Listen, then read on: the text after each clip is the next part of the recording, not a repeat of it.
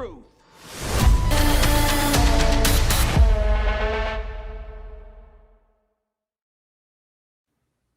Well, hello, everyone. Happy Friday to you. This is Conversations on the Fringe, and I'm your host, Jeff Spike Wong. And today, as you can see, who I have here, we all very familiar with here at Repills.tv now, is biohacker Nathan Walz. And the reason why Nathan is here with me today, and why most of you have not seen a Conversations on the Fringe with me for the last few weeks, is because I'm dealing with a physical issue that is much bigger and much more involved than I ever anticipated. So about a month, I would say 13 weeks ago, right, Nathan, that we talked, and I decided that I was going to hire you on to help me in my physical recovery of what's going on. So to catch everybody up, around 40 years ago, I was in my early 20s and I start to bleed while I was going to the bathroom. Stool bleeding. And so, of course, that raises the alarm. Went to the doctors, didn't really see anything. So didn't think much about it because I'm a young guy, partied, had a great time playing in a band, so forth. Moved to Los Angeles and had a really decent job with Warner Brothers. And again, bleeding started. And of course, with good medical, I decided to go to a doctor, a specialist, and all those things to find out why am I bleeding internally. And the answer was, you have a beautiful colon. We don't really know what's going on. And this is done by a specialist. So going into the 90s, we really didn't have any idea. But what was really good about it was that because I was working a so-called a regular type of job where I got up in the morning when the sun came out and went to bed, when sun goes down, which is not true because I'm in a band. But what happened was also I was tanning, I was bodybuilding, I was doing all the things. So the incidences that if I was bleeding and not feeling well, it was really relatively short. We're talking about maybe it happened for a week or so. But by the 2000s, of course, I got older, got out of the music business, started working in sales and sitting in a room with LED lights or fluorescent lighting, and my health started to go down. And I started eating bad food. I mean, let's be real here. Being in an office, you're ordering takeouts, you're going into the office, you're hurrying up, you're going through drive-thrus for breakfast sandwiches and those type of things. So ultimately, I got really sick again. But this time, it got me to the point where I had to go through many specialists. And ultimately, they had to strip me down on my diet and to kind of identify what kind of allergies or anything like that I had. And ultimately, about 6 months later, the diagnosis is autoimmune disease, ulcerative colitis. So I was given certain, medications to alleviate the pain, the discomfort, but it really didn't solve my problem because it would still creep back every so often. No doctor ever talked about in regards to the dietary habits after we did the so-called allergy test. Okay, so let me bring this all the way home to here. It got to the point where about 12, 13 years ago that I ended up in the hospital because of the similar situation. But this time it affected my blood count. It lowered my hemoglobin and it destroyed my white blood cells to the point where I had to get 4 pints of blood for transfusion to get back to normal. I decided that Western medicine wasn't really helping because after 3 decades of let's try this, let's guess about that and so forth, it didn't land me to where I wanted to be. So I took on an Eastern doctor, went into acupuncture, cupping, stem cell therapy. That seems to help quite a bit. But this past year, let's go back. 3 years ago, I had a spell that lasted about 3 months. And I missed an entire season of baseball, which is 10 games for the spring. And then I was able to recover because just out of changing my eating habits and so forth. The Christmas holiday season of 2025, which was just last year, I got really complacent and lazy, started eating crappy food, restaurant, and thought I was invincible because I've been healthy, been playing great baseball. And to say it came back, and this time it devastated me tremendously. By the time that I was getting ready to play baseball in January of 2026, I couldn't. I could actually feel that my body was only operating on about 50%. So season starts, I end up missing 5 games to start the season.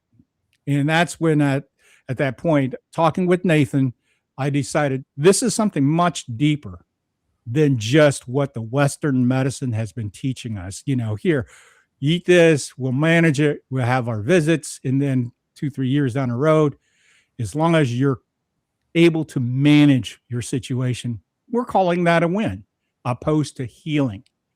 So at this point, when I got with Nathan brought up a lot of key points to me that I never thought about, and which is your circadian rhythm. He preaches this on his show. And I can't begin to tell you how much that really has changed my so-called outlook toward how I need to prepare myself every day. So now I'm getting up 7:30, 8:30 in the morning, opposed to 10 o'clock and then going to bed at 4 in the morning type of thing. I try to go to sleep no later than midnight. And of course, Nathan always tells me, try to move it up, move it up. So I'm doing my best as I can. So Nathan, as when we got together and started this 12-week program, the agenda, of course, is let's see if we can solve the physical problem and see if we can put myself and my body back in a road to recovery. Mm-hmm. And the first few things you got with me, of course, is getting sunlight, getting the circadian rhythm and sleeping, resting. But the biggest thing that I definitely immediately notice is the EMF frequencies throughout my house through electricity and the Wi-Fi's and so forth. I shut everything off before I go to sleep. And I've never done that before until we started the program. Within a couple of days, I can already feel the clarity of it. So I would like for you to talk a little bit more in depth regards to how important it is to isolate yourself away from the EMF and the Wi-Fi's and things of that nature when it's resting time and repair time. Yeah, thank you, Jeff. So, and you actually made some changes before we started working together. You had me on your show and I brought up a bunch of things. Yeah. See, the big challenge today, the reason we have so many people who are sick today is because the environments that we live in have radically changed. Yes. So for millions of years, life in general, before we had humans, we had other life that lived under the sun. It was exposed to the elements 365 days a year.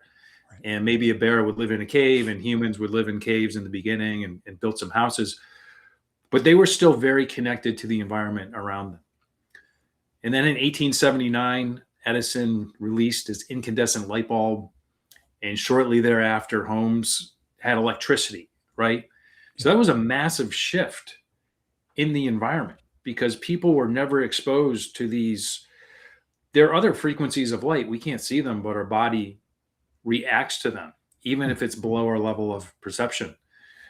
And it creates an inflammation. And with indoor lights that have a different, before people use candlelight or lantern light or firelight, Mm-hmm. if you look at that on a spectrometer, it's frequencies of red, yellow, some orange light, but there's no green or blue or purple light in that. And now with the incandescent light bulb, there's not a lot of blue, but there's some blue in there. Mm-hmm. So starting in 1879 or thereabout, people's circadian rhythms became disrupted. Mm-hmm. And if you go all the way back to the Industrial Revolution, we had like higher mortality rate a couple hundred years ago, and a lot of people will attribute that to vaccines. The main driver of increased lifespan and decreased childhood mortality was really sanitation and improved nutrition. Right. But during the Industrial Revolution, we had people who were like working in factories all of a sudden. And a lot of those kids got rickets from low vitamin D. Wow. So it kind of started back then, but it took really 100 years for the results to show up. Yeah. So fast forward to today, people have LEDs in their homes. And that first show that I was on with you, I was talking about LEDs, and you mentioned, well, I have like 100 cans in my house. I was like, holy cow, that's a lot. Yeah. And the other thing that we talked about was the, Wi-Fi. Today, people have probably on average, 20 wireless devices in their house. When you add up their computer, if their computer's not hardwired, that's a wireless device. Their laptops, those are wireless.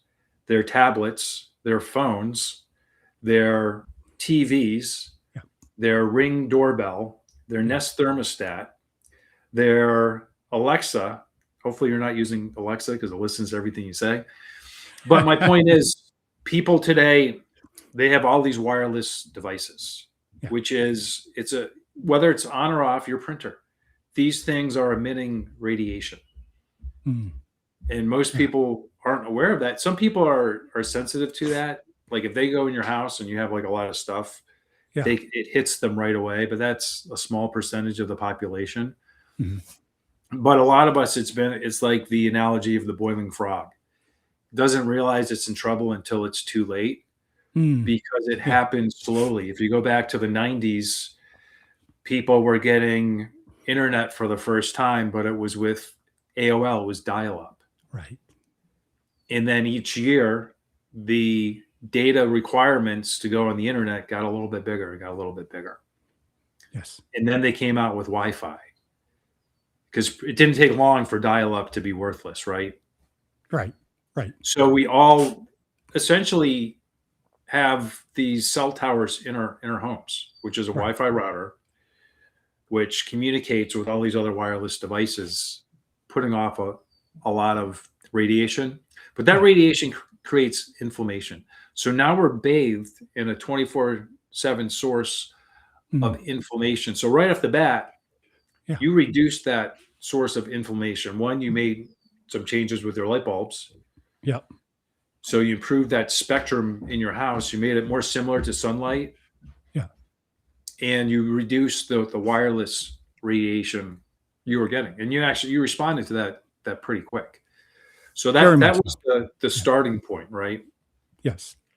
Yeah. As a matter of fact, I think you and I discussed immediately that the dream state, that when you're asleep, I was remembering more dreams and more vivid clarity than before once I made that change. And that was the first thing that made a big impact in my house, definitely, today. And also, just for the audience too, know that I was a cannabis user for many years. And I decided that in the beginning of the 2026 that I was not going to use cannabis. So that also changes my clarity and perspective. And I will touch on that a little bit later. But once we started this program, you gave me a path, and then you sent me this book here, The Emotional Code by Bradley Nelson. And, I've done studies on my own in previous years, but you and I talked in depth regards to how much emotional ties that we may have in regards to our physiological downfalls. And this book touches quite a bit in regards to that. Can you give us a little bit more insight in regards to our emotional development or traumas that actually ties to our physical well-being? So there's three key sources of inflammation. So we just talked about environmental inflammation, which is probably the most challenging because most people aren't aware of it. They don't know that their LED light bulbs are harmful. They don't know that they're getting radiated by their phones, Wi-Fi, and because you can't see these things, right? The other source is food. Most people today know, like, eating fast food, that's inflammatory. That's not a good thing to do for the long term. Yes. Eating food provided by nature that you go and you pick out of the garden, or the farmer that raised the cow and butchered the cow. It's like radically different than most of the foods. My dog wants to come in. Hello, dog. So, but the third one is stress. And a lot of stress. So when you're stressed out, that creates the same inflammation as eating junky food or being radiated by your Wi-Fi or being up with blue light. They have different effects, but at the end of the day, they all create inflammation.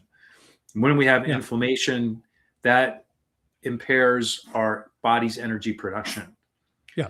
And what happens in the beginning is we get symptoms when our body's not making enough energy to meet the demands. Yeah. And that really, it starts to affect your weakest link. So for you, it's your digestive system. That's where it affects you. But mine actually also happens to be my digestive system. Because I was on antibiotics for 13 months before I knew any better. Wow. Yeah. But the point is, so inflammation, our mitochondria are sensitive. So when there's inflammation, that's what impacts our energy production. That's when symptoms show up. When that goes long enough, we get disease. So back to the emotion code. Most of us have some form of childhood trauma. For some people, that's very extreme. Yeah. Sexual abuse or just child abuse, like being beaten by parents or berated all the time. Yeah. But it could be more everyday things too. Like, for me, one time I got beat up on the bus. And that was like a memory I carried with me for a long time. Yeah. And some other things from my childhood. And for a lot of people, they've never dealt with those emotions. Right. They've never resolved it. And when you have that emotion, it actually writes a rule for you. Yeah. Yeah. And that rule protects you when you're a child. Right. So maybe one of the reasons I got beat up on the bus is I wouldn't keep my mouth shut. I get beat up on the bus by this kid. I learned it's not good to speak up. Interesting. Then I become an adult and it's like, where's my voice? Yes. It's because I've been following this subconscious rule that helped me as a child not get beat up, or so I thought. Right. But then I became an adult and it doesn't serve me not to have my voice. Yes. Right. Right. Yes. And so the key to change, and that becomes a part of your identity. That's right. So the key to changing your identity is identifying these different voices, these rules that you wrote for yourself. Once you identify them, you realize this is just a program. And this is a program I no longer need. So it's like on your computer, you do like a virus check or whatever, or you just have old software you don't use anymore. It's slowing down your computer. You get rid of it. Yeah. And humans need to do the same thing. And one of the first places we want to start is by helping our body to release these trapped emotions. Yes. And so the emotion code teaches you how to use kinesiology or self-muscle testing. Like a lot of people have gone to a chiropractor and you hold your arm out and they ask you a question, they push your arm down. Right. And if the answer is like, yes, your arm holds steady, like they're pushing. But if it's like, well, if it's a positive, they can't push your arm down. If it's a negative, they can push your arm down. Right. Yes. So that book, it teaches you, it has 60 emotions. There's 2 columns, column A and B. Yeah. There are 6 rows. And so what you do is there's a couple different ways to self-muscle test. The one I like is the leaning test. So I put my hands on my heart just to like connect in with my emotions. Yes. And you ask, is this trapped emotion? And you can go on YouTube and look up Bradley Nelson emotion code. He'll walk you through this. But you'll say, is this trapped emotion in column A? If you lean forward, that's a yes. If you lean backwards, that's a no. So I got yes, column A. Is this in an even row? Yes. Yeah. Is this in row 2? No. Is this in row 4? Yes. And then, so you narrow down a box, and in that box, there are 5 emotions. You go through each emotion. Do I have this trapped emotion of sadness? Yes. And you'll go through until you figure it out, and then you're just take a magnet, any kind of magnet, you go like this. And that helps your body to release the emotion. And there's a lot of ways to do it. You do a lot of meditation. And I do. You do a lot of, bringing yourself back to traumas in your life. So that's just that is one method to do it. What I like about that is you're relying on your subconscious mind to identify the trapped emotion. Yes. Because your subconscious mind knows the proper order to address these different emotions. Right.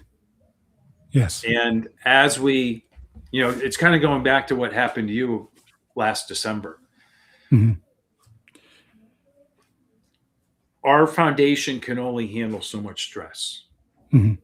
Once you exceed that stress, and if you have a weakened foundation, it collapses, it crumbles. And then you have the situation you had from December. Yeah. Right? You overwhelm the architecture. Yeah. So when I'm working with people, what I'm looking to do is help you rebuild that architecture. Right. But B, remove the stressors on that architecture. Right. So we started with your environment. So that home stressor of like the light and the EMFs. Yeah. The food you had mostly done on your own.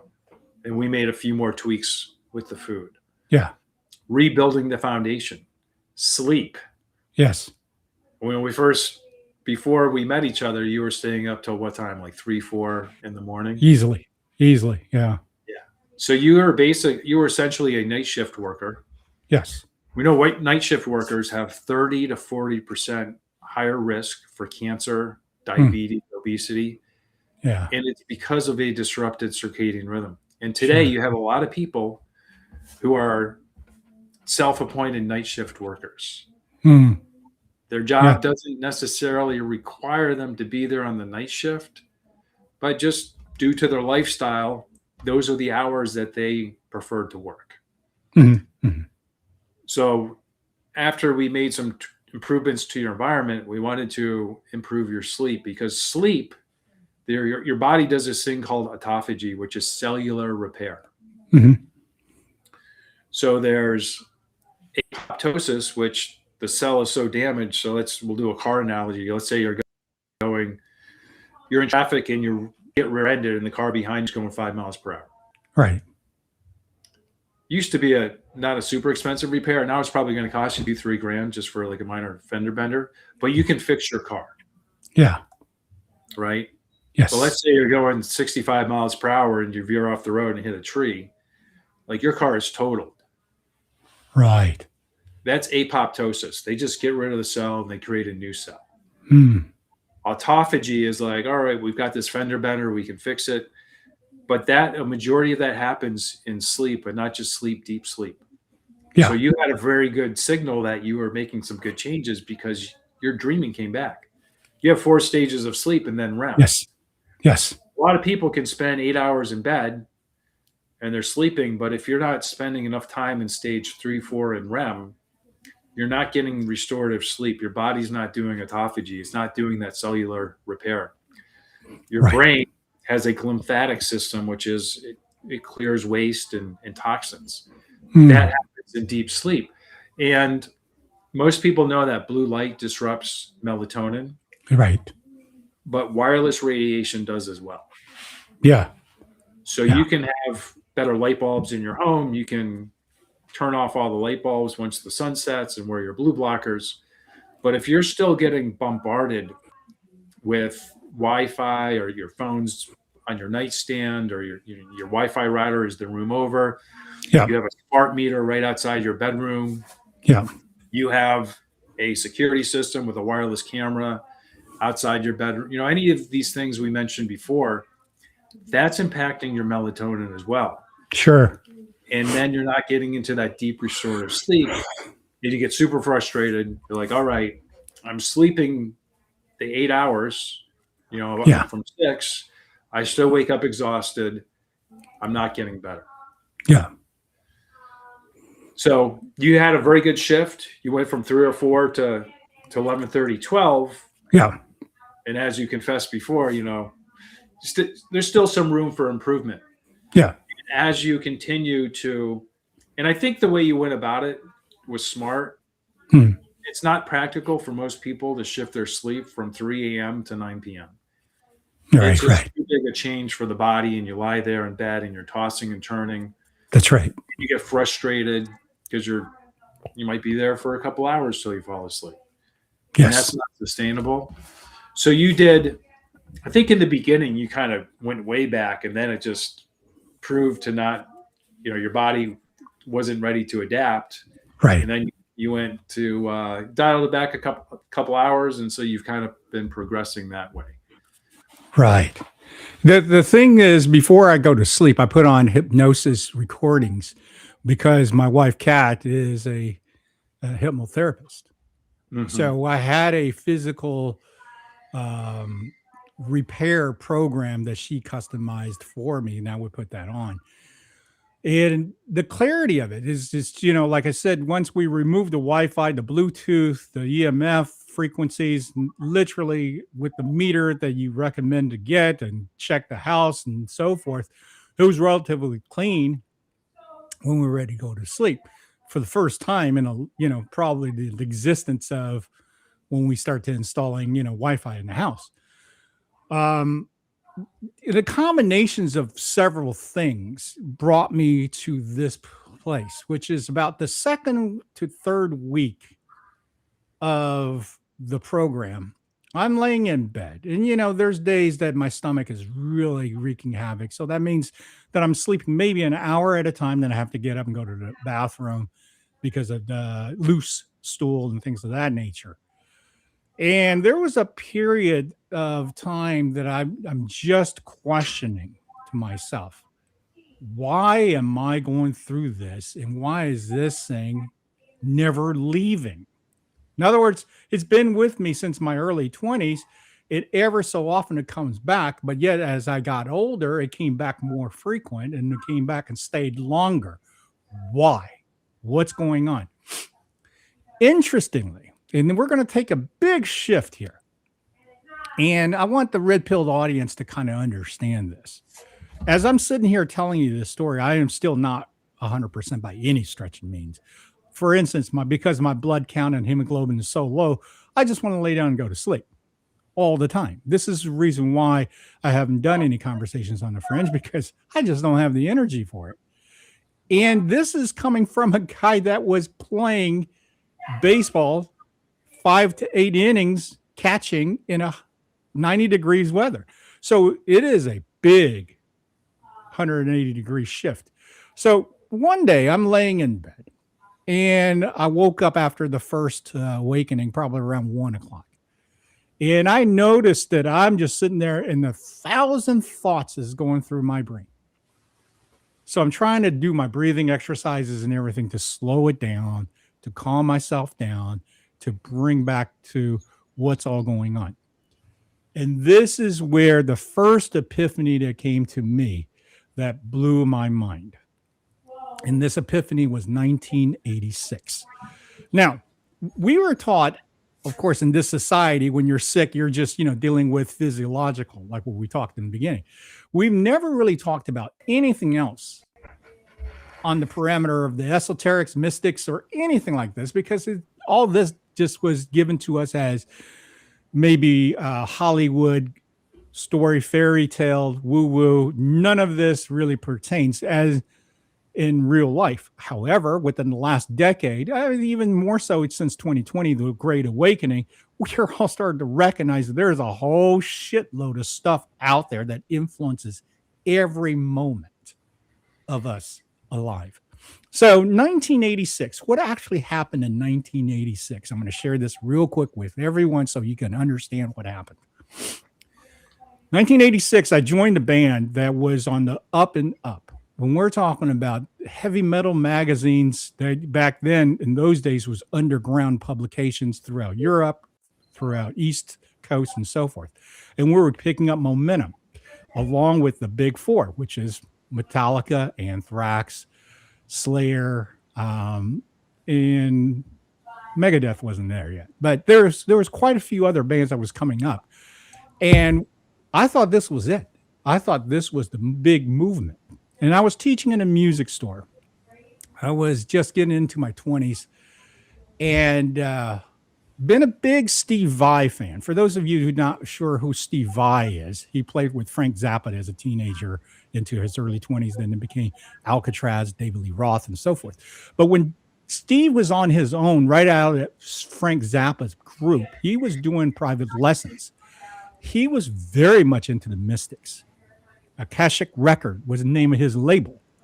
He was doing lessons called Light Without Heat.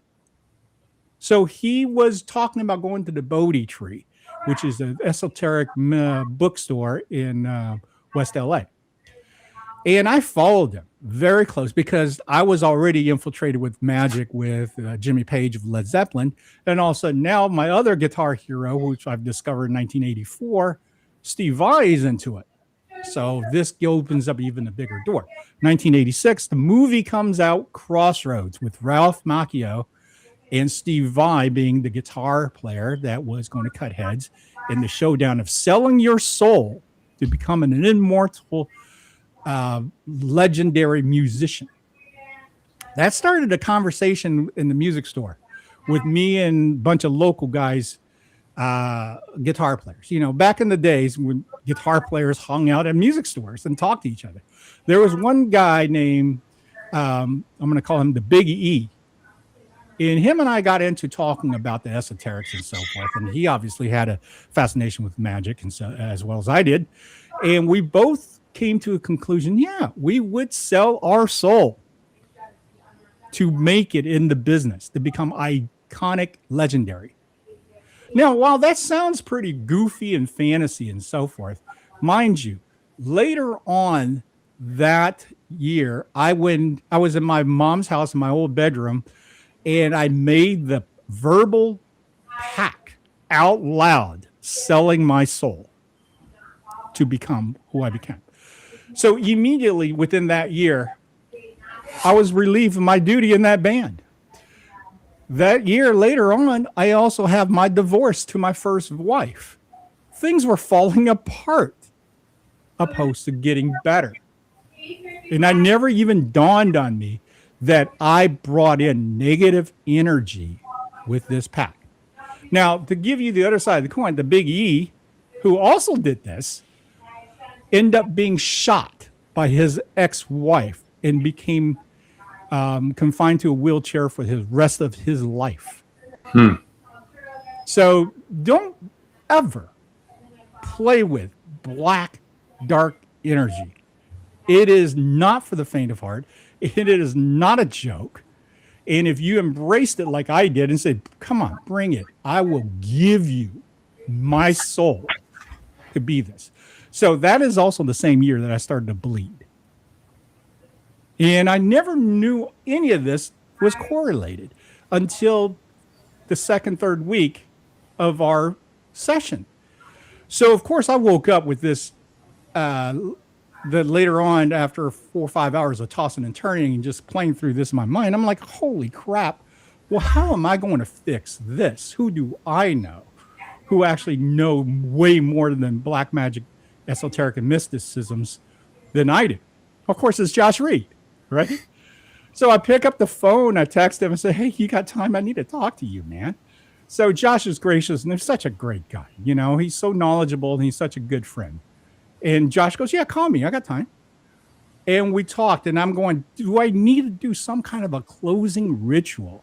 Do I need to do something to change this? Because this is what I did. I'd opened up something, obviously, that is now affecting me still 40 years later.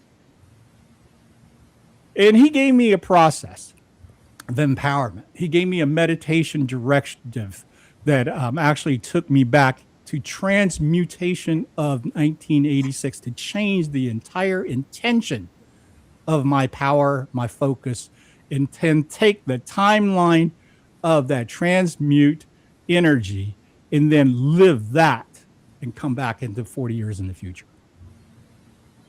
Now, of course, the following session that you and I had, Nathan, which I then told you exactly what happened. Give me some of your thoughts in regards to when you hear this from your client, something that is a little bit more far out.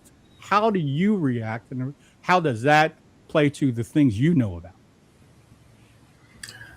Yeah, I've heard some pretty crazy stories. Yours is probably up there. It's definitely like a top 3. Yeah. Probably the most unique story. Yeah. But when it comes down to it, it's all energy, Yes, right? that's right.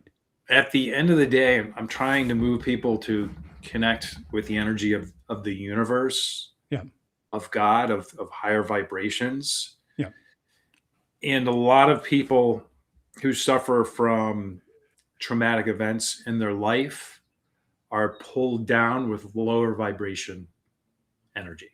yes, So I liked the approach that Josh recommended for you, yeah, essentially going back in time and trying to release that lower vibration energy, like acknowledging it's there. yes, And you know, with the work I do, and you know, every human is unique, every human is different. yeah, Lots of times we have to do some experimentation, right? And when you're dealing yes, with something that has impacted you for a lifetime or for, you know, 30, 40, 50 years, it takes some time to turn that ship around and resolve things. right.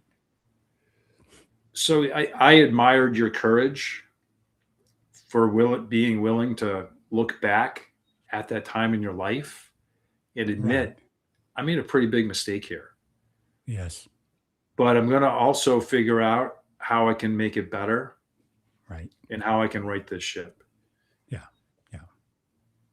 Yeah. That was a huge shift for me. And I took the recommendation and the process and I build upon with intentions on how to reverse that. And I had my closure about a week or a half ago um, in the meditation on 1986. It was a specific module that I knew I needed to correct, close that door. And my body's recovering. So we could say, oh, well, that's coincidence. No, that was intention. And I Mhm. believe that because Yeah. obviously it wasn't just me, it was me and you talking about this and me and Josh talking about this. And we all came with different little nuggets of gold of knowledge saying, try this, do this, take that out, you know, and make that work. And ultimately, by doing a meditation, which I quote unquote called 1986, has helped tremendously on how I pave my future now because I am now on a different timeline, different energy, different intentions. So that particular incident, I would have never recognized if you and I didn't have our process of clearing the house, shut everything down, be still, start to understanding self, focus in, because I think that's what brought it in. Yeah. Jeff, I'm so glad you brought this point up because these frequencies of light, the blue light, the Wi-Fi, Yeah. one of the areas in our body that's most sensitive to that is our pineal gland. Mm. Our connection to source energy, our connection to God. You know, when you look back at things like our historic figures, Yeah. someone like a Michelangelo or a Leonardo da Vinci, Yeah. like the things that these people just discovered and developed and invented and how they were a master of so many different crafts and trades. Like humans are so much more powerful than we're aware of. Yes. And it has been a concerted effort by the powers that be, you know, these multi-generational bloodlines, you know, the Rockefellers and the Rothschilds. Right. When you take a look at all these things in our environment today, almost all of those were developed by those controlling families. Mm. You know, you look at Yes. the food supply, it's polluting people's bodies. You know, glyphosate is the main herbicide used in the US and around the Right. world. That impacts your melanin. Melanin is what gives you your skin pigment. Yeah. But you don't just have an external melanin on your skin, you have an internal melanin in your brain. Mm. When you have lower melanin levels, that drives Alzheimer's disease, Parkinson's disease, Right. ALS. So neurodegeneration, that disconnects you from source if your brain is not working, right? These Mm. frequencies of light. attacks your pineal gland, disconnects you from source. Fluoridated water, fluoridated toothpaste. Hmm. When I was a kid in school, they'd hand out these little cups of fluoride. You'd swish them. That's right. My mother and my father, they were divorced, but they were like way ahead of, because this is pre-internet. This is in the 70s. I used to be embarrassed because my mom like told the teacher, Nathan does not get that fluoride to swish. Right. I remember being embarrassed because I was the only one not doing it. Right. People were like, right. Oh, kids would make fun, and kids will find a way to make fun of you if you do anything different than the That's crowd. right. Yeah. I appreciate it now. At the time, I did not appreciate it. But my point is we are surrounded by an environment that disconnects us from our true power, from God, from our source. Right. And you removed enough things that gave you that connection, that gave you that message from God or your higher self, whomever. Like, Jeff, you got to go back and look at this. Right. Yeah. And as we identify that around the second, third week, that was a huge, I think, clarity for me in regards to why we're having these type of issues. And then around week 8, wow, what a big so-called epiphany, awareness, because at this point, the circadian rhythm is set pretty well for me, right? We talked about it. How are you sleeping? I'm doing good. 6, 7, 8 hours a night. I'm going to sleep, falling asleep probably around 11:30ish, midnight. It's occasionally the worst was 1 o'clock. But at 7:30, I was up. 6:30, 7:30, 8 o'clock. Usually I'm already awake. But sometimes I choose to lay in bed to stay a little bit to rest because, again, I can't begin to tell the audience that how it feels when you wake up tired. You just want to lay back down. Right? Oh, yeah. So I went through a period of time, and I'll just do it real quick. As a kid, I had abandonment issues because of, mom, no dad, grandparents. Then being in a so-called showbiz family, I got to see really fucked up crap in regards to the propaganda films, in regards and communism in China, rape and pillage. So I saw violence and sexualized violence at a very young age. So all these things keep on compounding to the point where by the time I moved to America around 9.5, 10, I dealt with racism for the very first time, dealt with violence on a bigger level. In other words, I was getting jumped and bullied, and I had to survive all that. So the reason why I bring that up, so everybody understand how compartmentalized my brain became. I was a very aggressive athlete, and one of the things that made me very popular as I grew out of the shell of, hey, look, Chinky, Ching Chong, all that crap started to go away when I became one of the star athletes. And then, of course, playing electric guitar doesn't hurt, right? So the aspect of the playing sports wasn't just about playing sports. Even though I love the strategy of it, I found myself being the quote unquote reptilian brain, which is the so-called the evolution of the undeveloped and so forth, that I was very aggressive. I loved pain. So if you can inflict pain on me, I'm going to give it back to you twice. This is why the martial arts flourished. This is why football flourished and hockey flourished. I was really into that. And I couldn't understand how I became that kind of person at that time. But throughout my life, I'd go through periods of sleep paralysis. Those of you who know, understands, you can't move. You're awake in some state of mind, but you feel like somebody's holding you down. Sometimes hard breathing. Sometimes you try to fight to move. Now, during this week 7, week 8 situation, I had this incident where, remember, no cannabis, everything's clean. I actually did not just get sleep paralysis. I saw shadowing figures in my bed, which I immediately instinctively says, I have to fight. Now, we can all say this is imagination or dreaming, but the fact remains is that for me to rationalize that I saw a shadowy figure that was trying to control me, that immediately I started thinking of martial arts techniques on how to combat and fight this. Already tells me my mind was working. This was not just, go along with the program. In the midst of this, I mean, I was really, just imagine if you're in a street fight. I mean, it was equally intense as that. My wife, who's laying in bed next to me, goes, "Hold my hand." And she reached out and I grabbed her hand, and the shadowing figure immediately dissipated and disappeared. However, I then woke up from that dream. And my wife was asleep and I wasn't holding her hand. And I was very clear, very awake at this point, going, "Holy shit, what was that?" So I lay in bed for a little bit and kind of thought about it. And this is where it hit me. The shadowing figure of the interdimensional is actually the reptilian behavior of infiltration into the consciousness of humankind. Now, why do I come to that conclusion? Is several things.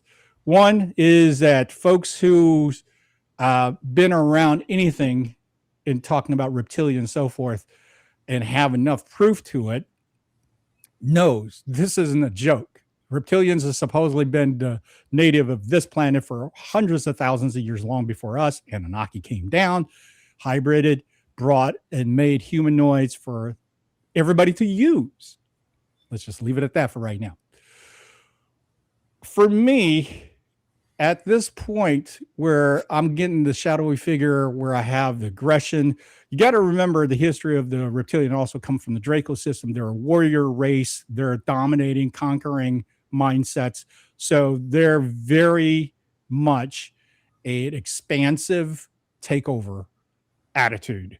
Although there's, from what I understand, a lot of Dracos and reptilians that has evolved, just like everybody else, like all God's creatures, that they're no longer violent. They're no longer dominating warrior. Now, for me, why did this come to me at this point? And I start having to, write this down because all this is going to come out in the book. There's nothing there's so much of this. I can't just go, well, here's a little piece and we'll talk about it for an hour and a half. I actually had experience seeing someone who is what we consider a hybrid. Hybridization doesn't necessarily mean that we're walking around. Then, like if I'm a hybrid of a dog, I have a snout and I have a tail and, you see it 24/7. I don't believe that's what it is. I believe that there is a frequency vibration at a certain level that they can infiltrate. This is why all the folklores and storybooks and so forth talks about possessions, infiltrations, takeovers, demonic, those type of things. So now I start to understand that when we're compartmentalized and we're no longer connect to direct source to the creator, it's very easy for another conscious being, especially a conscious being that understands how to manipulate in and out of a source. Now, of course, I've also heard the Greys with the Bob Lazar interview talking about that human beings are containers, meaning that we're holding something here. Is it spirituality or is it ourselves or consciousness, whatever? But that analogy just kind of rolled off my back and didn't think about this until this came about. And I went, oh, well, that makes sense. All of a sudden, that if we compartmentalize and there's no direct source to the creator, then of course then it's like, hey, here's a parking garage open with a space, come on in. Especially if you're using substances such as alcohol, which allows those type of energies to come in. The reason why I'm bringing this up now, because there is something that we all need to pay attention to. Why are we in a society that have so much violence, so much self-centeredness, so much aggression? And the explanation is what? Oh, well, one parent family. Oh, well, poverty, and it's always these third density sources that's giving it to us, opposed to the truth. Who's really controlling the planet? The 13 families. That's been talked about. Okay. Well, what about this royal bloodline thing? And how about this thing with the queen and the castles and all that in Europe? This history of the reptilian throughout that part of the world, the Pacific Asia part of the world, it's abundant. There is nothing that I'm saying here that doesn't have some kind of historical tie to it. So all of a sudden, through this process in the 8th week with Nathan, I have a clarity regards to why I behave a certain way and what am I not paying attention to that allows lower vibrational entities to infiltrate and help me formulate my actions. I don't necessarily say that, they make my thoughts, because I'm a believer now that we're not creator of thoughts. We're creator of piecing together fractals of information through the universe that then creates a path for us because of the capability of the brain that they're not sharing with us is that we are a conduit connector. This is why the EMFs, the Bluetooth, the Wi-Fi all affect us. And when I shut all that down, talk about the clarity, it's incredible. Now, let me just make this one last note and I'll get your feedback on this, Nathan. I got back on doing cannabis about a week and a half ago because I needed some seriously just physical relief from discomforting. But what I've noticed difference is the 4 months or so of clarity, I can see lights like laser pointer pin spots. I mean, all the information seems so laser detailed. Sometimes it's almost like painful because it's so detailed. When I use cannabis, I see the lights, but now they're with a so-called a filter screen. So I don't see these little pin dots anymore. I just see these little flurries of colors. So they're not penetrating in disrupting or causing any kind of intensity that it was discomforting. So that's one of the two things that can comparable to why do you not want to meditate and just be clear versus why do you use some kind of enhancement to connect, if you will. And there's purpose on both sides. What I've realized now more so than ever is cannabis is not necessarily the only way for me to connect.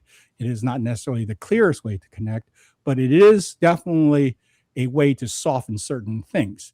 However, if you want to get the true picture and understand, do your meditations, get off all chemicals and substance, and really focused in.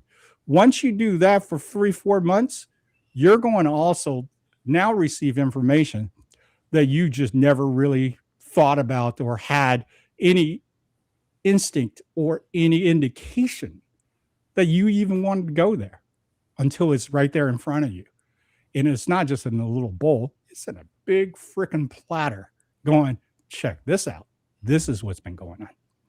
What's your thoughts on that, Nathan, on what I just said? Well, you said a lot. You certainly know a lot more about the, esoteric than I do. So I have this philosophy, if I can't prove something is not true, I'm open to believing it.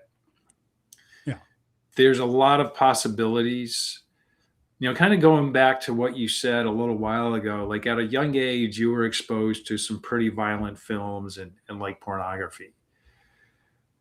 And that's something else that's really infiltrated our modern society. Like when I was a kid, I remember this guy, this friend of ours, Carl, real name, can't remember his last name. He had a pool. We used to go to his pool in the summer. And he had Playboys in his bathroom. Yeah. And that was like the first time I was exposed to nudity. I remember looking at his Playboys. Yeah.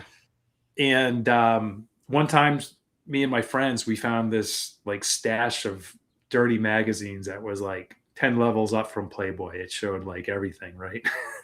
Yeah. So as a kid, like that was my exposure to pornography. Now it's invasive throughout society. Yes. And one of the theories I've come across and what I align with is, most evil things are opportunistic. Yes. My son the other day, he was asking me about pickpockets. And I told him the story of when I was in college, I did a semester abroad and we were in Greece. This friend of mine got pickpocketed. Mm. I'm like, pickpockets are always going to look for an easy mark. You never want to be that easy mark. Right. So that's the same with like a pickpocket, with a robber, for me, it was Lyme. I was an easy mark. I had Lyme disease in my body, but I weakened it. Lyme became opportunistic. It took it over. Yeah. When you weaken your body with these different things, with shitty food, with pornography, with watching like reels for 3 hours a day, with just getting sucked into their content, their propaganda, being on a bunch of pharmaceutical medicines. Yes. I think that makes you an easy mark. And my belief is these these darker entities, they feed off human suffering. Yeah.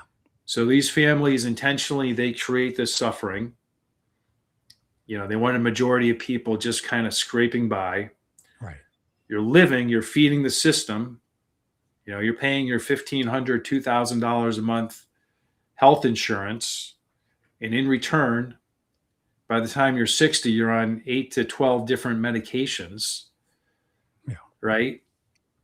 And it's maintaining you, but you're suffering. And then in your suffering, the relief that you look for, it's low effort dopamine. So it's things like pornography or gambling or spending too much time on social media or binge eating food or drinking alcohol or smoking weed or vaping. There's all these different things, right? Yes. And I believe these reptilians, whatever you want to call them, are feeding off that human suffering. That's right. Yeah. So that's my belief. And our best defense to prevent that is to be the strongest version of ourselves we can. Yeah. So we have that connection to source. So, you have this like, oh, I want to write this book now, right? And your body is lagging behind, but it's had some improvements. Mm-hmm. And the more you give it what it needs, the more it's going to heal and improve. Right. And the more you continue, doing these things, like the better your connection to your source, to your power. Mm-hmm. And then the more fulfilling you're going to be. So I'm not sure if I answered your question, because you covered a lot of detail. But to me, that's kind of like the gist is like these dark entities, they feed on suffering. Right. Don't suffer. That's right. Move away from suffering, and they'll find an easier mark. And there's billions of marks today, unfortunately. Right. Due to like the environmental change on the planet we live on. Yes. Well, one of the things that really hit home with me is athletics, sports, and how I approached it. Why do I approach it with that certain demeanor? And when I look at what's going on the planet in regards to sports entertainment and how it's encapsulated the attention of the human race, it's almost baffling that how did we have the capacity to put so much passion and energy into someone else opposed to ourselves? The other aspect of it is into something that literally means nothing. Super Bowl. Does it mean anything to you, Nathan, that if you have a Super Bowl ring or not? Does it matter to you if your community has a bragging rights? These are all things that I kind of look at from a perspective of a participant, because I've always said, I don't really like watching sports. And then as I got older, definitely that was true. I stopped watching it because it's like, I'd rather play it than to watch it. Mm-hmm. But to see the level of how it's changed from, let's say, we're watching pro football from the 70s. And it just seems to be competitive, hard grit, sportsmanship, those type of things. Where when you move forward into 2026 and you're watching it, It's number one, money. The whole thing is about money. Every 10 seconds, there's going to be a ticker that's going to be relative or relevant to gambling. And every hour on the hour, you're going to get an advertising regards to where to go to gamble. Now, yeah, it's everywhere. I mean, think about that. If we were considering the 13 controlling families on the planet, and everything is controlled by the monetary system, it seems to be, because I'm going to tell you, with the way that the MAGA movement and Donald Trump has come back into the office, and now being 2026, 2 years in the office, Iran is still going bonkers. I mean, look around. Muslim overtake, India overtake, just violent rapes has jumped hundreds of percent in Europe. Inner city, sanctuary cities allowing rapists to kill and not serve time. Are we in a better place? The answer would be no. How can it be? Go buy a dozen eggs. It's still $6-7. Go out, take your family for a dinner and say, I'm going to keep it under $40. You can't even do that at McDonald's anymore. So where are we with all this? And this is why this whole thing with clarity, with shutting off all that frequencies, with changing the dietary habits, right? Now getting the sun, having the body to recharge, if you will, and repair. All these little things. They're like the deuterium. You were saying, you need to remove that and not take high deuterium foods and so forth. So the mastic gum from Greece is tree sap, literally, that Nathan got me to chew on. But all these little components is literally adding 5% to this, 5%, 10%, which is empowering me back into how can we put you back into a performance, high intensity on a positive end. And I can see this moving. We just completed the 12-week program, and I can't say more than enough that if you're in a stuck in a life where you're just going, I'm spinning my wheels, I'm not doing what I'm doing, maybe it's time to get with Nathan and really understand that your situation is not just about a physical illness. Your situation maybe is not just about a mental stress and defeat. It's maybe a little bit more than you actually think. Maybe it's a whole lot than you actually think. But until you start peeling away those layers on an onion, you're just never would know. And I was at a point, I remember saying to, I think you, as well as Josh, saying, maybe this is the time that I come back around, and this is it. If the Great Awakening is awakening ourselves, and then ultimately not everybody is staying, or as we ascend, because Q post at the end is ascension. Mm-hmm. If ascension means not being here in the third density body, is this my time? And both you and Josh told me, no, this isn't how it works. So that gives me a total different point of view again, going, okay, well, then what am I having to do to, number one, put myself in a situation where I'm optimally functioning, and number two, take what I've learned this time around and now being able to share that. And that's what a shaman does, right? In regards to help the village in every possible way in the welfare and the well-being of the village itself. Mm-hmm. So that's my take on that. And the whole thing about the 12-week, Nathan, I just wanted to thank you so much for customizing every week as we map this out, because realistically, this is what fine coaching does. I can be Michael Jordan, but Michael Jordan was not winning championships. So there was still refinement after being Michael Jordan, the Rookie of the Year, Michael Jordan, the scoring champion. Then it becomes what? How do I become the champion of all champions, right? And this is where I can't stress enough to everybody out there in the audience, everybody out there on the planet, if you sorely need coaching, assistance, mentorship, guidance, every one of us who's great at something didn't get here by ourselves. We had help. Nathan Walz is one of the, I'd say, unique individuals of all your personal experience has brought in so much more resources that I, in my own lifetime, probably couldn't gather by myself.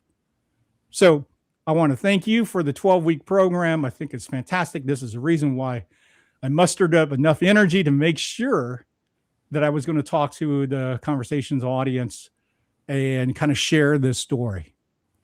And just so everybody knows, I'm not out of the woods. I'm better, but I'm not out of the woods. So I'm still refining. So when I get back to doing Conversations on the Fringe on a regular basis, when that will be, I really don't know.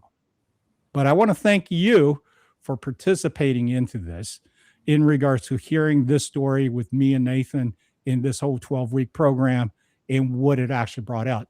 If anything that you got out of this podcast today is, number one, don't settle. Don't just go follow tradition blindly, and open your mind and understand what is stopping you in your potential. Nathan, any parting words for all of us? Yeah. Well, first off, Jeff, thank you so much. I'm grateful that we had the chance to work together, and I'm honored that we could work together. It was, just really great. Not only do I get to help people, and obviously I wish I helped you more, and I know you're moving in the right direction to keep on doing these things. You're going to get better and better. Yeah. But I got to know you really well and become a good friend too. Yeah. So that means a lot, and I'll always value our conversations, and we definitely hit on a lot of unique topics. But to your point of what you were saying before, kind of like, where are we now? Our society's doing like a lot of horrible things. To me, it feels like there's a pendulum that's always swinging, right?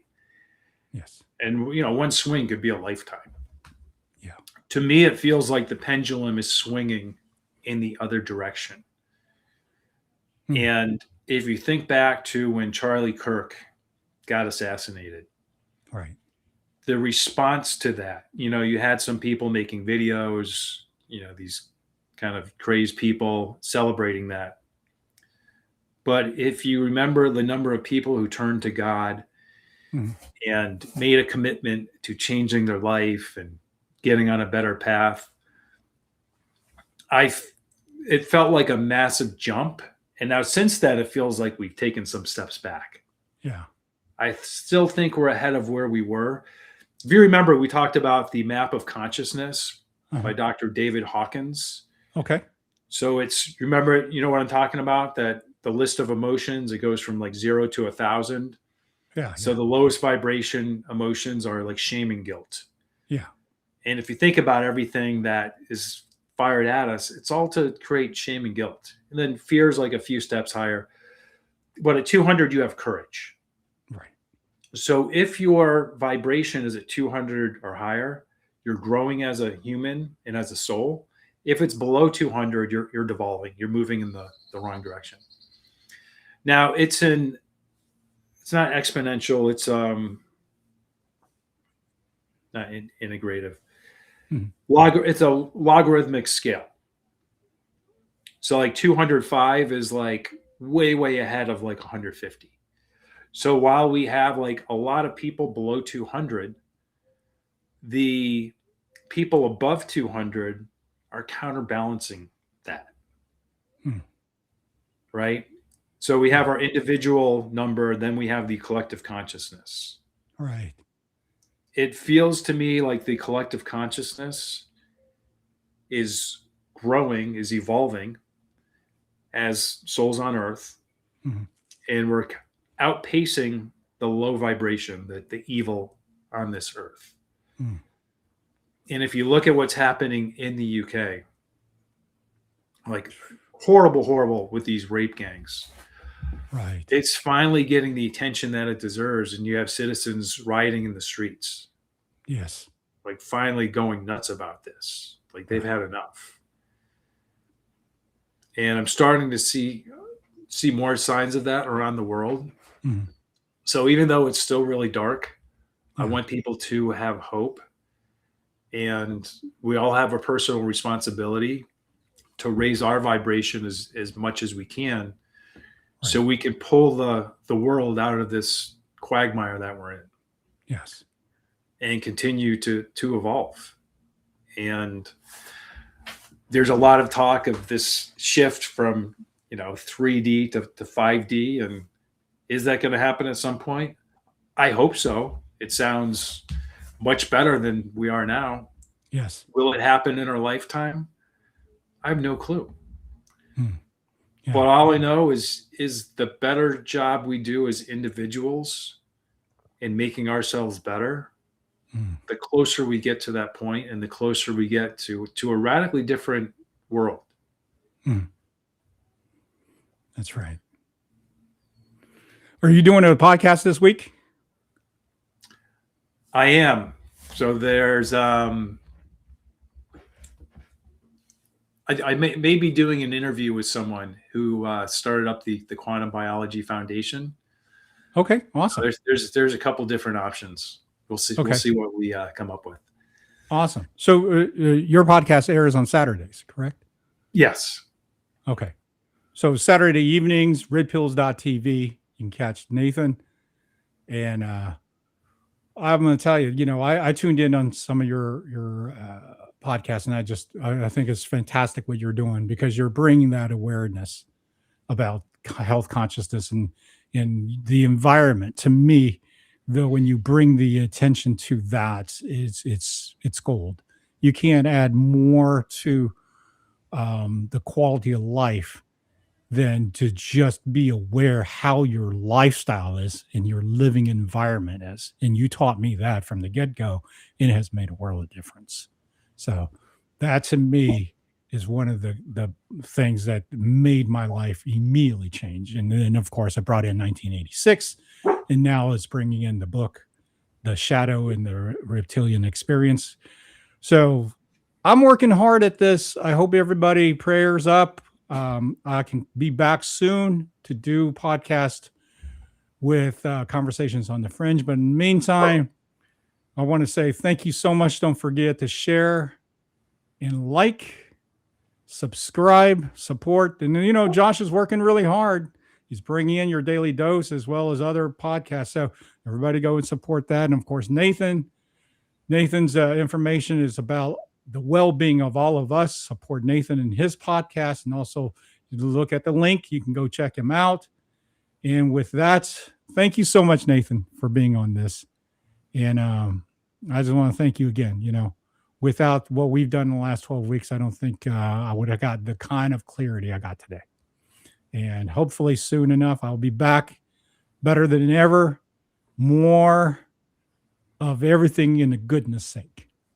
And with that. Yeah, you will be. Jeff, I want you to remember you did the work. I gave you a couple recommendations, but you did the work. So be proud of that. Keep doing the work, and you're just going to get better and better. Thank you. Thank you. I appreciate that. Okay, folks, thank you so much for tuning in. Friday, have a great Friday. Bye-bye. And we'll see you soon on Conversations on the Fringe. So I'm going to play us out. I don't have to tell you things are bad. Everybody knows things are bad. The air is unfit to breathe, and our food is unfit to eat. I don't know what to do about the depression and the inflation. I want you to get mad. I have come here to chew bubblegum and kick ass. And I'm all out of bubblegum. People should not be afraid of their governments. Governments should be afraid of their people. The more you fuck around, the more you're going to find out. These people are still a part of that system, and that makes them our enemy. We accept the reality of the world with which we're presented. It's as simple as that. I want you to get up right now and go to the window, open it, and stick your head out and yell, I'm as mad as hell, and I'm not going to take this anymore!